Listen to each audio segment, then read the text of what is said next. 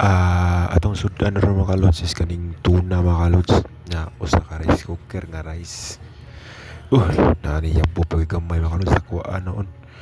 So mga unta mga kalods sa sayo tagkaon ron kay guto man.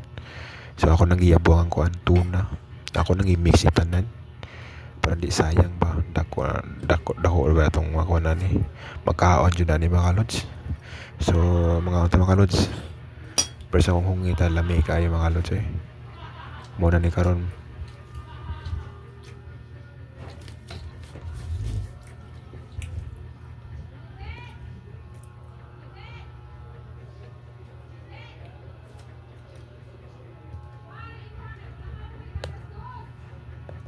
High-tech naman kayo ron mga kalods. Sa una bata pa ko magdalos usoy ka ng palwa sa lubi mga kalods na bakilid slide mi ana na karon mga bata ron nayahay na kayo kay mag cellphone na lang bata pa kayo kantigo ng mga Facebook TikTok mga kalods.